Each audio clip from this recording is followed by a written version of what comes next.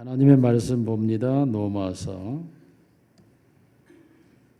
8장 1절에서 6절까지 봉독합니다. 그러므로 이제 그리스도 예수 안에 있는 자에게는 결코 정죄함이 없나니 이는 그리스도 예수 안에 있는 생명의 성령의 법이 죄와 사망의 법에서 너를 해방하였습니다. 율법이 육신으로 말미암아 연약하여 할 수 없는 그것을 하나님은 하시나니 그 죄로 말미암아 자기 아들을 죄 있는 육신의 모양으로 보내어 육신의 죄를 정하사 육신을 따르지 않고 그 영을 따라 행하는 우리에게 율법의 요구가 이루어지게 하려 하심이니라. 육신을 따르는 자는 육신의 일을, 영을 따르는 자는 영의 일을 생각하나니 육신의 생각은 사망이요 영의 생각은 생명과 평안이니라. 아멘. 우리 옆 사람과 인사합시다. 사랑합니다. 축복합니다. 당신이 최고입니다.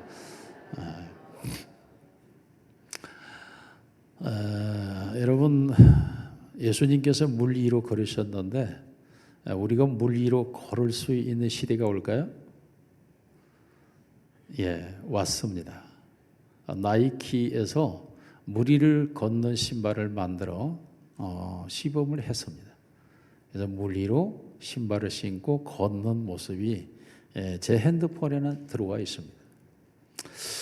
여러분, 순간 이동이 있을 수 있을까요?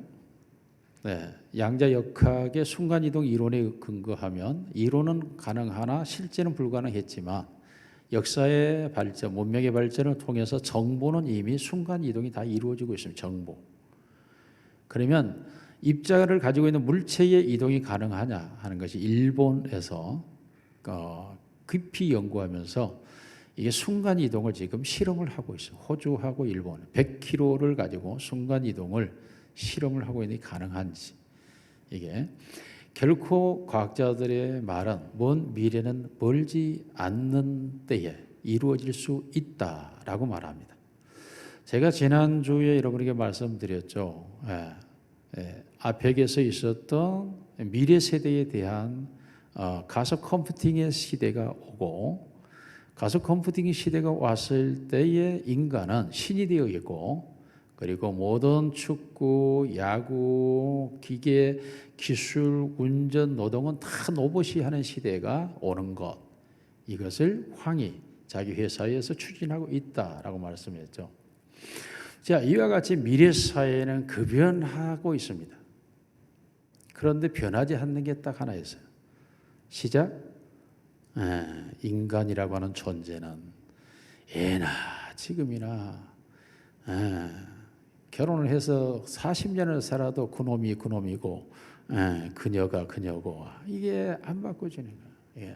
사람, 도대체 이 과학과 문명은 최첨단을 걷는 이 놀라운 시대를 우리가 살아가고 있는데 왜 사람은 그렇게 문명화되지 않고 사람 왜 그렇게 변화되지 않을까?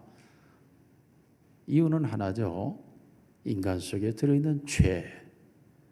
이 죄가 인간을 지배하고 있기 때문에, 이 죄 때문에 인간은 하나님이 생육하고 번성하고 충만하고 땅의 모든 걸 정복하고 다스리라는 이 놀라운 문명을 이루어가는데, 정작 그들이 하나님께 불순종하여 범죄하고 사단 마귀의 유혹을 당하는 그 순간부터 인간은 죄의 나락으로 떨어지는 순간 죄의 악의 종자가 되고 마는 거예요. 죄악. 이 죄라고 하는 것이 얼마나 지독한지 이미 이 죄의 만성화되어 버린 거예요. 죄에. 우리의 인체의 장기의 기능이 조금만 떨어져도 우리의 몸은 움직이기를 싫어해요. 힘들어요. 신장 기능이 떨어지든 간 기능이 떨어지든 위장 기능이 약해지든 우리의 몸은 멈춰버리려고 합니다. 우리 몸에 조그만 우리 인체가 원하지 않는 바이러스나 세균만 들어와도 고열로 시대요. 고열. 지금 감기와 독감 그리고 코로나 세 가지의 이 바이러스로 인해서 병원마다 줄 선다 그래요. 약국마다 줄 서 있고, 사무엘도 보니까 지난 월요일, 화요일, 수요일 감기가 와가지고 꼼짝을 못할 정도로 앓고 고생을 했다 그래요. 아마 주고 엄마가 갖다 준 것 같아요. 주고 엄마는 이겼는데 아들은 걸린 거예요. 그래서 그래가지고 이 감기로 저도 마찬가지죠. 수 없는 사람을 만나고 하니까 뭐 이게 내가 이기지 않고는 감염될 수밖에 없죠. 만나는 사람이 누가 감기를 가지고 있는지 모르니까. 그럼에도 불구하고 이기고, 그래서 항상 외부에 나갔다 오면 예배드리러 올 때는 반드시 샤워를 하고 씻고, 혹시라도 우리 교인들 만났을 때 내게서 감염되는 게 없도록 하려고 철저하게 관리를 하죠. 자, 이렇게 함에도 불구하고 인간의 육체에 무엇이 들어오면, 이물질이 들어오면 그 순간 인간의 몸은 바로 이상현상을 일으키는 것은 당연한 것이고 우리가 다 아는 거죠. 연예인들 중에서 어느 순간 연예 TV 사라졌는데 알고 보면 뒤에 신내림을 받았다 해가지고 무당 일을 하고 있는 분들이 있더라고요. 도무지 자기 정신으로 살아갈 수가 없어서 그 신내림의 일을 해야만 살 수 있어서 그 길 갔다는 거야. 인기도 명예도 물질도 소용이 없어. 이게 자기가 살 수 없으니까. 이게 그렇다면 여러분, 우리 안에 예수가 들어왔다. 그런데 예나 지금이나 아무 변화가 없다. 들어왔을까요? 안 들어왔을까요? 솔직하게 얘기합시다. 들어왔을까? 안 들어왔을까? 안 들어왔으니까 변화가 없는 거지. 안 들어왔으니까. 예나 지금이나 똑같다. 아니, 예수가 들어왔는데, 하나님이 들어왔는데, 예나 지금이나 성질이 똑같고, 하는 짓이 똑같고, 하는 말이 똑같고, 태도가 똑같고, 안 바꿔진데 이게 도대체 예수가 들어와 있냐? 이건 불가능한 얘기예요. 이게 제 경험으로 봐도 그건 불가능한 얘기다. 예수가 들어오면 바꿔질 수밖에 없다. 신앙이라고 뭐냐? 영성에 대한 지금 말씀을 드리고 있는 거죠. 첫째 영성 설교 뭐죠? 빌립보 1장 21절 내게 사는 것이 그리스도니. 예수를 믿었다 하는 말은 입체적 표현은 예수가 내 안에 들어왔다예요. 예수가 내 안에 들어왔다. 내 안에 사는 것은 그리스도니. 내 안에 사는 것은 그리스도니. 이게 신앙이라, 신앙. 그러면 예수가 나를 통하여 사는 것, 이게 신앙생활이에요. 이 세상에서 내가 사는 세상이 아니라 예수가 나를 통하여 사는 세상, 이게 신앙생활. 자, 이러한 신앙생활의 영성설교 두 번째에서, 그런데 이것이 우리의 인간의 노력과 결단과 각오와 결심으로 이루어지는 것이 아니다. 인간의 자의적 능력, 사고의 능력이나 감성의 의지는 되지 않는다고 말씀드렸죠. 뒤에 성령이 오셔서. 고린도전서 2장 15절 제가 말씀드려요. 같이 읽을까요? 고린도 2장 시작. 신령한 자는 모든 것을 판단하나 자기는 아무에게도 판단을 받지 아니하느니. 신령한 자, 자는 그 인간을 말하는 거고, 자자는 신령한이라고 하는 단어가 하나의 성령이 만든 자예요. 스피드 메이커라고 하는 성령이 그를 만들었다. 이 말이 신령한, 이 말은 만들어진 자, 이 말이에요. 성령으로 만들어진 자예요. 이 말을 다른 표현으로 말하면 예수가 들어왔다는 말은 성령이 예수로 내 안에 들어오게 하셨다. 성령이. 자, 성령이 내 안에 들어오셨다. 이 말은 성령이 예수를 주로 고백해야만 예수가 나의 주인이 되는 거죠. 이게 우리 의식 속에서. 이것을 알기 위해서 고린도전서 2장 12절 시작. 우리가 세상에 영을 받지 아니하고 오직 하나님으로부터 온 영을 받았으니 우리로 하여금 하나님께 우리에게 은혜로 주신 것들을 알게 하려고. 하나님의 성령이 우리에게 왔는데, 이 성령이 온 그 이유가 뭐냐? 하나님이 우리에게 은혜 주신 걸 알게 하기 위해서. 그 은혜라는 게 뭐죠? 은혜 중에 은혜는 예수 그리스도. 은혜 중에 은혜는 예수 그리스도예요.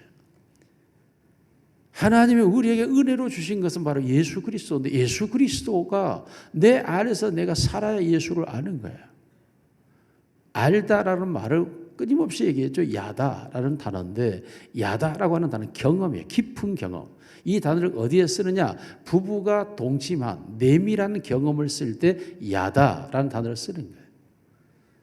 다시 말하면 우리가 하나님이 우리의 은혜로 주신 것들을 알게 한다고 하는 이 말은, 성경에 알다 하는 말은 지식적 정보적 기억력이 아니라 경험적 체험적 알, 이것을 가리켜 성경은 알다라고 쓰는 거예요. 하나님이 은혜로 주신 즉 예수 그리스도를 경험하는 경험. 이것을 알게 하기 위해 무엇이 왔다? 성령이 우리에게 오셨다. 하나님의 성령이 우리 안에 들어오셔서 끊임없이 예수 그리스도를 경험적 알므로 나를 살아가게 하는 것, 다시 말하면 예수가 내 안에 살게 되는 것, 이게 바로 성령의 능력이다. 성령이, 하나님의 성령이 오신 이유가 우리를 예수 그리스도로 살아가게 하기 위해서 성령이 우리에게 오신 것이다 라고 말씀을 하고 있는 거예요. 자, 이와 같은 영성의 사람이 되어지게 되면 저절로 지난날 인생을 살았을 때 정말로 내가 목표를 두고 목적을 두고 치밀하게 살았던 그 모든 것들이 너무나 허무하고 허탈하고 가식적이고 거짓되고 가치 없고 의미 없고 불분명하고 이런 것들을 위해서 내가 살았나 싶어서 인생이 너무 후회스러운 거죠. 인생이. 성령이 들어와 예수 그리스도를 알게 되면 그때부터 성경은 이렇게 말하죠. 옛사람은 벗고 새 사람을 입었다. 옛사람은 죽고 새 생명으로 살게 되었다. 이렇게 말해요. 죽었다, 없어졌다는 거예요. 벗었다, 없어졌다는 거예요. 그리고 새 것이 생겼다, 살게 되었다. 이건 바로 성령이요 예수요 말씀이고, 이것은 옛날에 내가 살았던 내 욕심, 내 감정, 내 양심 이거잖아요. 이게 죽었고 없어졌다. 이게. 그래, 이게 죽고 없어져 버렸으니까 내가 살아가는 삶은 예수가 내 안에서 나를 통하여 사는 삶, 이게 영성, 이게 신앙의 삶이라는 거죠. 자, 벗어버리고 새 사람으로 살아가는 것을 가리켜 성경은 뭐라고 말하는지, 그리스도의 향기, 생명의 냄새가 나게 하시며. 내 안에서 생명의 냄새가 나는, 그리스도의 향기가 나온다는 거예요. 이게 바로 영성의 삶이에요. 영성의 삶이란 생명의 냄새, 그리스도의 향기가 나는 삶이라는 거예요. 자, 이런 영성의 삶 지금 세 번째 지금 말씀을 하고 있는 거죠. 세 번째 말씀은 성령의 법을 따라 살게 돼요. 성령의 법. 세 번째. 성령의 법을 따라 산다고 할 때 첫째로 성령이 내 안에서 일을 시작해요. 성령이 내 안에서. 어떤 일을 시작합니까? 그러므로 이제 그리스도 예수 안에 있는 자에게는 결코 정죄함이 없다.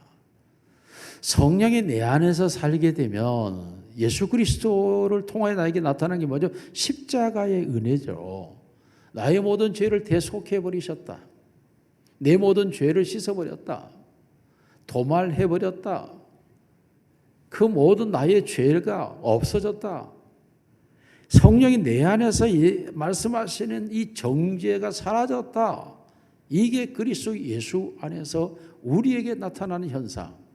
이게 정말 지독하게도 우리를 붙잡고 있는 이 죄, 정죄란 그 죄에 묶여있는 상태, 죄에 묶여있다 라는 말은 과거의 죄의식에 사로잡혀 있고 그 죄의 대가에 대한 두려움에 붙잡혀 있고 그 죄책의 부끄러움이 나를 지배하고 있고 그 실수가 나를 수치하게 만들고 현실에 내가 죄를 이길 수 있는 힘과 능력이 없고 감당할 수 있는 고난도 지혜도 없고 미래를 살아갈 때 내가 선하게 의롭게 정의롭게 살아갈 수 있다라는 장담을 할 수가 없고 그러한 내 모습이 묶여있다는 거죠. 이게 묶여있는데 이게 정죄가 사라져버렸다네.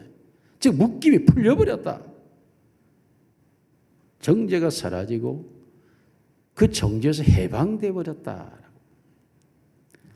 로마서 3장 10절 시작.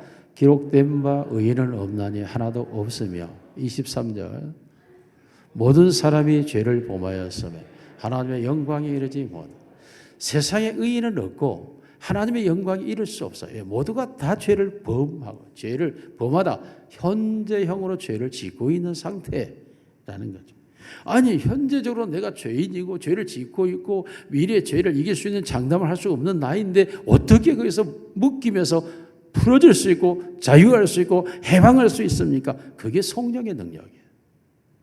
성령의 법이 우리 안에 들어와서 생명의 성령의 법이 죄와 사망의 법에서 나를 해방시켰다.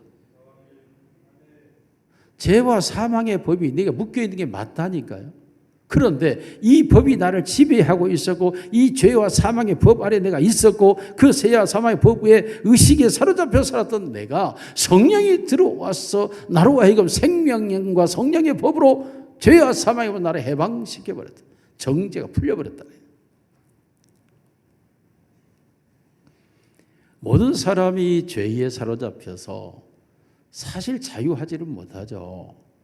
사람이 어느 때 가장 분노합니까? 자기 실수, 자기 허물, 자기 잘못이 들켰을 때, 자기 속내의 나쁨이 밝혀졌을 때 사람이 분노하고 부끄러워하잖아요. 아니, 내가 잘못했으니까 당연히 내 잘못을 인정하는 건 당연한 것 같고, 그럴 수 있다라고 고백하는 게 맞는 것 같고, 그래서 다시는 안 그래야지라고 다짐하는 게 좋을 것 같고, 그런데 사람들이 왜 정상적인 반응으로 가지 못하고 자기가 잘못했고 죄질렀고 부끄럽고 수치스러운 악한 일을 했는데도 불구하고 그것이 드러나면 왜 분노하고 왜 그것을 들춰내는 상대를 미워하고 증오하고 싸우려 할까요? 죄가 그 속에서 주인 되어서 그를 주장하고 있기 때문에 그래요. 죄의 법이 나를 지배하고 있기 때문에 죄의 법이. 그런데 이 죄의 법이 나를 지배하고 있는 건 내가 죄의 상태에 있는 건 맞지만 하나님의 성령이 내 안에 들어왔을 때는 이 죄의 법이 도말돼 버린 거예요. 없어져 버린 거예요. 생명을 주는 성령의 법이 내 안에 들어와서 내 안에 역사하기 때문에 나의 그러한 허물과 연약과 부끄러움과 어리석음과 연약함이 그대로 인정돼 버리는 거예요. 왜요? 나는 그런 사람이니까. 우리 모두가 인정해야 된다요. 성경이 하나님이 의인은 없어. 모든 사람이 범죄했어. 하나님이 너도 죄를 범하고 있어. 이렇게 말씀하고 있는데 우리는 아니요. 나는 죄가 없어요. 나는 죄 안 지어요. 절대 실수 안 해요. 실수할 수 없는 사람이에요. 나는 말도 절대 잘하는 사람이 잘못. 어떻게 그렇게 말하겠어요? 하나님이 아니. 너는 죄인이라니까. 너는 지금도 죄를 범하고 있다고. 하나님은 우리에게 그렇게 말씀을 하는 거예요. 그럼 우리가 어떻게 반응하죠? 하나님의 영이 우리 안에 들어와 있으면 그렇습니다. 죄인입니다. 죄인이어서 죄를 범하였고 그래서 그런 실수를 했고 잘못을 했고 악을 부렸고 그렇습니다. 그때 예수가 내 안에서 그래서 너의 죄를 대신하여 내가 십자가에 못 박혀 피 흘려 죽었지 않았느냐. 그래서 내가 하늘 보자 영광 버리고 이 땅에 왔지 않았느냐. 그래서 내가 너의 죄를 사하기 위하여 십자가에 고난을 당하였지 않았느냐. 그래서 너의 생각의 죄를 위하여 내가 머리에 가시관을 썼고 내 손과 발의 범죄로 인하여 내가 손에 발에 못 박힘을 당하여 피를 쏟아부었고 네 속 사람이 그래서 내 옆구리에 관통에 창에 들어와 피를 쏟아부었지 않았느냐. 내 살같이 범하여 내 온 몸에 채쪽으로 피를 쏟아지 않았느냐. 안심하라. 내니 두려워 말라. 이 말은 내가 너의 모든 죄를 다 지고 가버렸다. 너가 죄를 안 지어서가 아니라 죄를 지을 수밖에 없고 미래에도 너는 죄를 지을 수밖에 없는 연약함이 있는데 그 죄값을 내가 다 지고 가버렸고 그 죄를 다 갚아버렸다. 누가? 성령이 내 안에서 속삭이는 거야. 예수가 내 안에서 살고 있지 않느냐. 예수가 내 안에 있으므로 그가 나의 모든 허물과 악함과 죄와 더러움을 씻는 샘물이 되어 나의 모든 죄를 씻어버림으로 내가 정결하게 되는 줄로 믿습니다. 성령이 내 안에서, 성령이 내 안에서. 그러므로 지난날에는 죄로 인하여 분노했고 인간이 분노하는 건 죄 때문에 분노하거든요. 특히 자기 잘못을 지적받았을 때 분노하거든요. 이게 그래서 많은 교회에 시험 드는 이유가 뭐냐면 목사님의 설교가 은혜가 안 된다는 거예요. 이 은혜가 왜 안 되냐고 했더니 자기를 지적한다는 거예요. 자기를 책망한다는 거예요. 그래서 목사님이 내 죄에 대해서 자꾸 설교하니까 교회 가기 싫다는 거예요. 미안하지만 목사님은 여러분의 사생활에 관심이 없어요. 여러분이 어떻게 사는지도 몰라. 무슨 짓을 한지도 몰라. 목사는. 그런데 하나님의 말씀이 그래. 하나님의 말씀이. 목사도 하나님의 말씀을 읽고 들으면 가슴을 치고 통회하고 자복하고 무릎을 꿇고 기도해요. 목사도 똑같아요. 똑같아요. 이것은 하나님께서 우리로 죄를 깨닫게 하고 생각나게 함으로 성령이 우리의 죄를 예수로 인하여 씻어주고 용서하고 우리를 죄에서 자유하게 하기 위한 하나님의 은혜인 줄로 믿습니다. 그러므로 말씀을 듣다가 죄가 생각나거든 즉시 회개해야 돼요. 주여 그렇습니다. 그랬습니다. 그러했습니다. 주님 그랬습니다. 그때 성령이 예수를 통하여 내 안에서 예수가 사는 내 마음이 되는 줄로 믿습니다. 죄가 사라지고 없어지고 녹아지고 용서되어져서 내 안에 정죄에서 풀려난 이 자유, 이 평화, 이 안전함이 내 안에서 솟구쳐 오르게 된다라는 게 바로 영성의 세계. 선을 행하기를 원하나 악을 행하고 있는 자신을 향하여 오호라 나는 공간자라도 누가야 사망의 몸에서 나를 건져내리야 라고 하나님의 사람도 절규를 해요. 절규. 그런데 답이 뭡니까? 25절 같이 읽습니다. 시작. 우리 주 예수 그리스도로 말미암아 하나님께 감사하라. 그는 내 자신이 마음으로 하나님의 법을 육신으로는 죄의 법을 생겨 마음에 하나님의 법이 들어왔어요. 생명의 성령의 법이 들어왔어요. 그러므로 예수 그리스도로 말미암아 내가 하나님께 감사합니다 라고 소리 지르게 되는 거예요. 성령의 법이 내 안에 들어와서 예수 그리스도로 말미암아 내가 죄에서 벗어나 의인 되었다고 선언하는 것. 끊임없이 사람이 자기 의로 살려고 하는 이것은 교만이고 이것은 죄가 가면으로 우리를 감추는 모습이죠. 하나님의 성령은 하나님의 말씀을 통하여서 우리에게 역사할 때에 홍과 영과 관절과 골수를 찔러 쪼갭니다. 다 드러낸다는 거예요. 말씀이 검이 되어 우리의 영혼을 찔러 쪼개므로 말미암아 예수 그리스도 그래 그 죄를 다 용서하였고 사하였고 그 죄를 다 씻었고 그 죄값을 다 지불했고 그 죄짐을 내가 다 짊어지고 가버렸고 그러므로 너는 죄 없는 자라고 하는 이 선언을 하기 위해서 이 은혜를 주기 위해서 이 자유함을 주기 위해서 우리에게 죄를 찔러 쪼개는 역사가 일어나야 할 줄로 믿습니다. 이게 영성의 신앙세계로 들어갈 때에 반드시 하나님의 성령이 우리에게서 행하는 일이에요. 하나님이.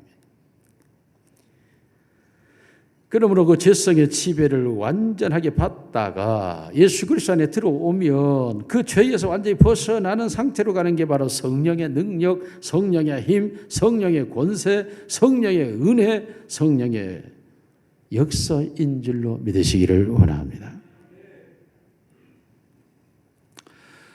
우리가 복음을 듣고 예수를 영접했다라고 말하잖아요. 사실은 예수를 영접한 건 성령이 예수 그리스도를 내 안에 들어오게 하신 거죠. 그러므로 이제 그 성령이 우리의 마음을 열어서 예수 그리스도를 들어오게 해서 예수 그리스도 내 안에 들어오게 되는 것, 이거 우리가 믿음이다, 신앙이다 이렇게 말해. 그래 이러한 신앙의 세계가 내가 믿는다가 아니야. 하나님의 성령이 믿게 하신다. 이게 정확한 답이에요. 나는 믿을 수가 없어요. 다시 말하면 나는 예수 그리스도를 영접할 수 있는 힘이 없다고요. 자격도 능력도 안 돼요. 하나님의 성령이 예수 그리스도를 내 안에 들어오게 하시는 거예요.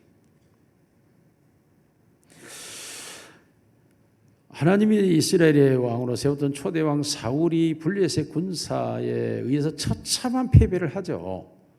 그 패배를 함으로 인하여 그가 수치스럽고 포로로 끌려가서 당할 고통을 생각할 때에 죽는 게 사는 것만 못하니까 스스로 자기 칼을 빼어 자기가 자결을 하잖아요.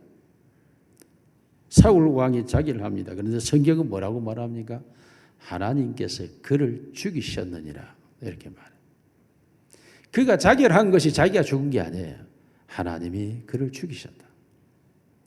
사울 이후에 이스라엘 왕이 됐던 다윗은 40년 왕위에 있으면서 주변 모든 국가의 전쟁에서 단 한 번도 패배하지 않냐고 다 승리하고 대제국 이스라엘 국가의 기반을 건설하여 국가 건설에 최대한 영웅이죠.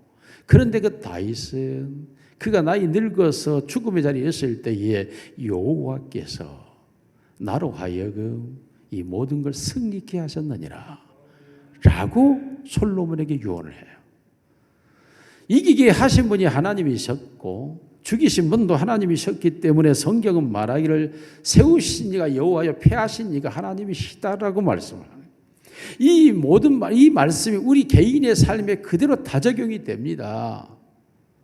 개인에게 다 적용이 돼서 내 안에 죄로 인하여 내가 부끄러워하고 괴로워하고 고통함으로써 내가 분노하고 증오하는 것도 하나님이 시키는 것이고, 반면에 신앙의 사람들은 그로 인하여 그 죄를 인정하고 고백하고 자백감으로 그 죄에서 자유함을 얻고 용서함을 받고 그 자유로부터 평안함을 얻고 안전함을 얻게 하시는 것도 하나님의 성령의 역사인 줄로 믿습니다. 여러분의 부끄러움이 드러날 때 분노하십니까? 하나님의 용서의 은혜를 누리십니까? 우리가 영성의 삶을 산다고 하는 것은 바로 이 한 가지만 가지고도 우리는 명료하게 나를 알 수가 있습니다. 나의 부끄러움과 나의 수치와 나의 어리석음과 나의 연약과 나의 잘못이 드러났을 때에 분노하고 증오하며 그걸 들춰낸 사람을 향하여서 공격하고 비난하고 비판하고 달려듭니까? 아니면 그렇습니다, 주님. 제가 그런 사람밖에 되지 않습니다. 이를 어떻게 합니까? 주여 지혜를 주시고 능력을 주시고 이길 수 있는 힘을 주셔서 이 모든 것들을 견디며 감당하며 거룩함으로 나갈 수 있도록 주의 성령이여 나를 도와주세요. 이게 영성의 삶이에요. 그러므로 우리의 영성의 삶이라고 하는 것은 내가 아니라 이 자체를 내가 하는 것이 아니라 하나님의 성령이 이 일을 이루시어가는 것입니다. 두 번째로 성령 우리 안에서 육신을 좇지 않고 영의 일을 생각하게 한다라고 말하고 있습니다. 우리가 다 같이 5절 말씀 시작.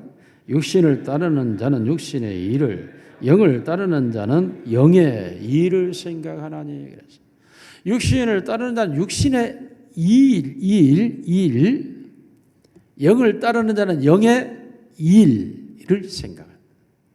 어떤 일을 생각하고 내가 살아가고 있느냐가 육신을 좇는지 영을 따르는지 우리의 생각을 들여다보면 우리는 그냥 알 수가 있죠.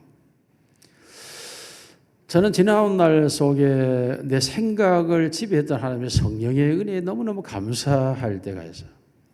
그것이 바로 제가 정말 전도사 때 총각으로 어려운 교회에서 심무하고 있죠. 그때 처음 월급이 3만 원인가 그래서 3만 원. 그러니까 학교를 다니면서 그거 받고 있을 때. 그때 79년 뭐 그럴 때인데 저의 아주 절친 친구, 약간의 친척이기도 해요. 근데 그 친구가 저를 찾아온 거예요. 생각지도 않았는데 그 친구가 찾아와서 야, 너가 어떻게 이런 곳에 이렇게 있냐? 자기하고 같이 가자. 그러면 경기도에서 아파트도 주고 한 달에 월급을 얼마를 주고 그리고 차도 한 대 나한테 나온다. 그리고 그때 당시에는 이런 용어 없었는데 거기는 그 용어를 썼어요. 팀장이 된다 너가. 거기에 팀장이 될 수 있다. 정말 현실을 봐서는 그 친구는 굉장히 진실한 친구거든요. 친구들 중에도 굉장히 진실한 친구야. 갈 수 있을 뻔했어요. 그런데 내가 주의 사명받은 자로서 영혼을 위한 사명자로 내가 지금 부름받고 가고 있지 내 육신의 삶을 위해 살기로 나는 결심한 적이 없다. 내가 한 영혼을 위해서라도 이곳에 산다 하고 거절을 했어요. 정말 감사해요. 근데 그는 알고 보니까 그 이단들에서 운영하는 업체에서 일하는, 그러니까 그 이단 업체에 상당히 중심적인데 오랜 세월 있고 한 40년 일었겠죠. 그러다 지난번 제 친구들을 만났을 때 한번 물었어요. 걔는 지금 어디 있는지 혹시 아냐? 그랬더니 걔는 사장이래요. 걔 사장이야. 어떻게? 아, 그 회사 있잖아. 그 회사 그 사장하고 있어. 위치, 장소 다 이렇게. 야, 너하고 얼마나 친했냐? 한번 가보지. 그러는 거야. 여기서 가까워요. 갈까 생각도 지금. 네. 그 협력 사장 자리 주면 가볼까 생각도. 근데 그 업체가 이단 물품 파는 업체예요. 그 업체가. 네. 근데 거기에서 아주 굉장한 자리에 올라가 있는 건 분명해요. 그런데 하나님께서 그 길로 인도해 주시 않은 게 너무 감사해요. 육신을 쫓는 자는 육신의 일을, 영을 따르는 자는 영의 일을 생각하는, 이게 생각이 바꿔요. 달라져요. 제가 전도사로 있을 때 또 한 번의 위기가 왔어요. 그때 당시 5만 원 받고 있을 때인데 서류를 가지고 와서 여기 사인만 하면 일본 여행을 가고 일본 관광을 갔다 오고 매월 30만 원씩 준다는 거예요. 매월. 사실 많은 그 우리 목사님들 전사님 모인 자리에 와서 많은 분들이 사인하고 실제 일본 관광을 갔다 오고 했어요. 저는 그때도 신학생이고 내가 뭐 일본 관광 갈 주제도 안 되고, 그래서 저는 교회에 기도하고 관광을 안 가겠다 하고 사인을 거절했고, 그 뭐 30만 원이 중요한 게 아니고 주의 일 그냥 하며 살겠다 거절했어요. 그런데 놀라기도 그것이 통일교 단체가 목회자들 그때 당시 막 그때 유혹할 때였어요. 교회를 흔들 때였어요. 많은 목사님 전사님들이 거기에 빠져가지고 뒤에 교단에서 면직당하기도 하고, 그 일본 갔더니 뭐 있잖아요. 통일교 하는 거 여자 문제들 일으키고 그 사진 찍고 그걸 가지고 협박하고 해가지고 굉장히 우리 교단의 목사들이 혼란에 빠질 때가 한번 있었어요. 얼마나 나는 감사한지. 얼마나. 육신을 쫓는 자는 육신의 일을, 영을 따르는 자는 영의 일을.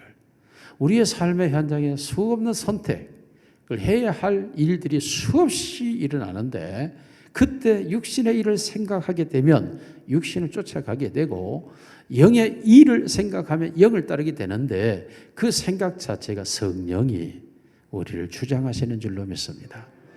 그러므로 우리가 선택하고 행하는 모든 일이 하나님의 성령이 들어오셔서 성령이 선택하고 이끌어 주셔야만 우리가 다음 나오는 대로 생명과 평안으로 가게 되는 것입니다. 그러므로 항상 하나님의 성령이 우리를 이끌어 주셔야 돼요. 매 순간마다.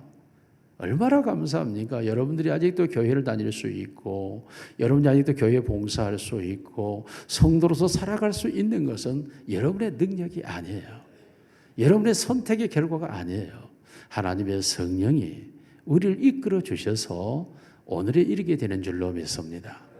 절대 착하게 해서는 안 됩니다. 하나님의 성령이 나를 이끌어 주셔야 내가 육신의 일을 생각하지 않는 자가 되고 육신을 따르지 않는 자가 되고 하나님을 따르며 하나님의 일을 하며 하나님의 나라를 향해 가는 자가 되며 그 길이 생명과 평안이고 그 길이 바로 예수님 말씀하신 대로 두 길이 있는데 넓은 길로 가는 길은 편안해 수많은 사람이 가고 있지만 좁은 길은 가는 이가 심히 적다. 그러나 그 길이 생명의 길이라고 하시는 주님의 말씀을 따라가게 되는 줄로 믿습니다. 내가 아니에요. 하나님의 성령이 매 순간 매 상황마다 우리를 이끌어 주셔야만 우리가 생명의 생각을 가지고 생명의 결과를 얻게 된다는 것입니다. 마지막 세 번째로 우리에게 생명과 평안을 주십니다. 성령이 역사하게 되면 가장 우리에게 진짜 좋은 게 뭐죠? 하나님의 말씀, 하나님을 향한 찬양, 하나님께 드리는 기도. 놀라게도 하나님의 성령은 우리를 인도하실 때에 기도하게 되면 벌떡 일어나요. 자다가도. 찬송이 들리면 발걸음이 끌려가요. 하나님의 말씀을 들으면 막 심령이 살아나. 죽었던 생명이 막 살아나요. 하나님의 말씀을 들으면 영혼이 막 확 피어나는 그런 감동과 감격을. 그래서 우리가 살아가면서 맛집이라는 게 요즘 인기잖아요. 맛집. 그래서 우리 집사람하고 제가 어느 길을 가다가 부산에 우리 김양숙 집사님 아버님 장례식장회를 광주에서 회의를 마치고 가는 도중에 맛집을 한번 찾아가자, 정심을. 그래서 그래도 우리가 수준이 있는데 아무데나 가겠냐. 그래서 맛집을 찾아서 갔어요.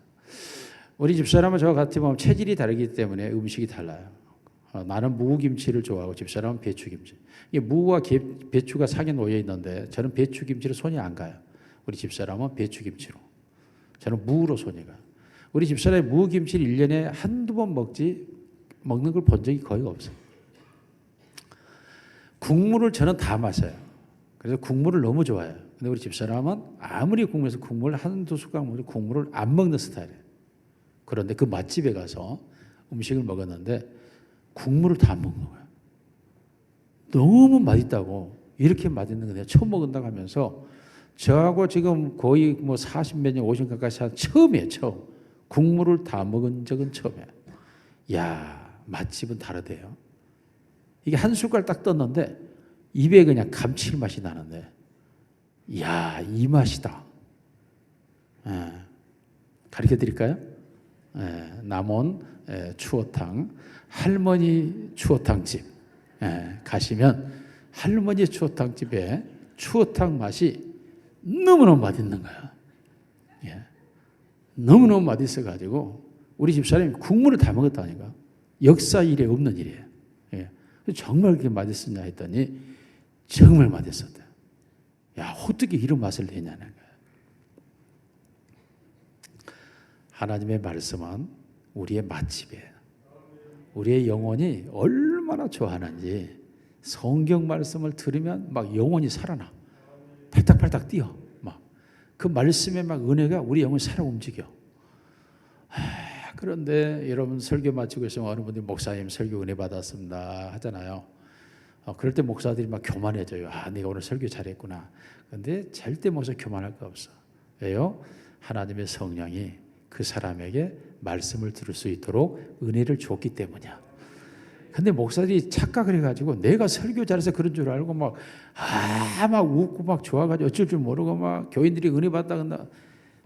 절대 아니에요.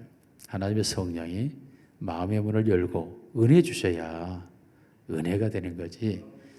목사의 설교로 은혜가 됐다 천만에. 여러분 뭐 TV를 통해서 유명한 설교자들 좀 다 듣잖아요. 그때 좋았다지 은혜는 못 받아. 좋았다 잘한다 그러지. 은혜를 받았다는 말은 내 심령의 새 생명의 역사가 솟구쳐 올랐다. 이런 의미인데 이런 역사는 안 일어나요. 하나님의 성령이 우리 마음에 역사해 주셔야 생명의 역사가 일어나는 거예요. 이게 바로 생명과 평안으로 가요. 내 안에 생명이 역사하고 평안함이 내 안에 늘 있는 거예요. 왜? 하나님의 성령이. 이게 영성의 삶이에요. 영성의 삶. 시간상 결론입니다. 사랑하는 우리 성도 여러분, 정죄에서 해방되고 성령의 생각 속에 살고 생명과 평안을 누리는 영성의 삶이 되기를 주님의 이름으로 축복합니다. 살아계신 아버지 하나님, 이 시간도 주의 성령이 우리 안에 역사하여 주셔서 우리의 영혼이 잘되고 영혼이 잘되고 영혼이 잘되고 범사가 잘되고 강건하게 하옵소서. 예수님 이름으로 기도드리옵나이다. 아멘.